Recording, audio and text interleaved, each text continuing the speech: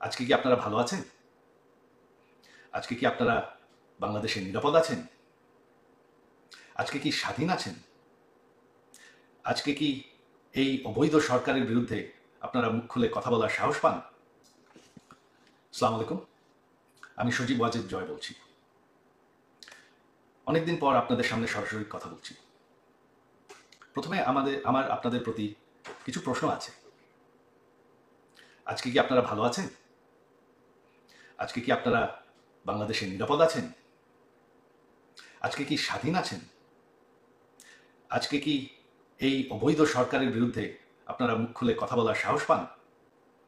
আজকে কি বাংলাদেশের পক্ষে, বাংলাদেশের স্বাধীনতার পক্ষে আপনারা মুখ খুলে কথা বলার সুযোগ পান, নাকি গ্রেফতার হন? গত 1 বছর ধরে এই অবৈধ অনির্বাচিত রাজাকারদের সরকার অবৈধভাবে ক্ষমতা দখল করে আছে। গত 1 বছর ধরে তারা স্বাধীনতার ইতিহাস মুছে ফেলার চেষ্টা করছে, স্বাধীনতার চেতনা মুছে ফেলার চেষ্টা করছে, এক এক করে প্রতিটি সরণি বুলডোজার দিয়ে ধ্বংস করছে। এবং কি সে ঐতিহাসিক 32 নম্বর বাড়ি, যেই বাড়ি থেকে আমাদের স্বাধীনতা ঘোষণা করা হয়, সেই বাড়িটিকেও তারা বুলডোজার দিয়ে ধ্বংস করে ফেলেছে। আজ সেই জামাতি রাজাকাররা দাবি করছে যে আমাদের সংবিধান বদলাতে হবে। যেই রাজাকাররা আমাদের দেশের 30 লক্ষ মানুষ হত্যা করেছে, 2 লক্ষ নারী নির্যাতন করেছে,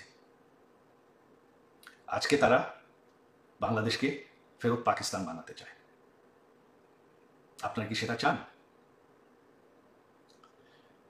আগামীকাল সেই ঐতিহাসিক 15ই আগস্ট, সেই কালো রাত, যেদিন বঙ্গবন্ধুকে এবং আমার সকল পরিবারকে হত্যা করা হবে। বঙ্গবন্ধু কোনো রাজনৈতিক দলের সম্পদ নয়।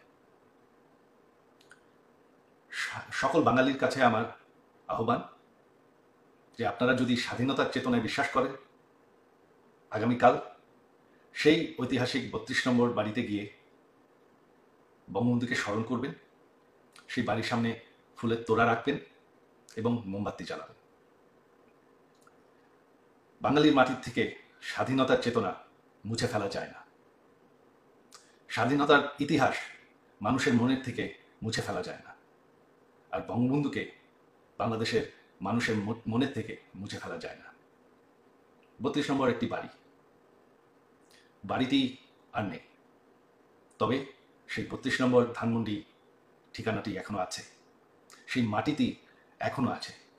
আর মাটি কোনোদিন মুছে ফেলা যায় না, চেতনা কোনোদিন মুছে ফেলা যায় না। আর আমার বিশ্বাস আপনারা বঙ্গবন্ধুকে ভুলেন নাই। তো এটাই আমার আহ্বান, আপনারা একটু সাহস করে যাবেন। এখন আর ভয় পাওয়ার কিছু নাই। এই অবৈধ সরকারের, এই রাজাকারদের সরকারের সময় শেষ হয়ে এসেছে। বাংলাদেশের মাটির থেকে কোনোদিন 71-এর ইতিহাস মুছে ফেলা যাবে না, বঙ্গবন্ধুকে মুছে ফেলা যাবে না। জয় বাংলা।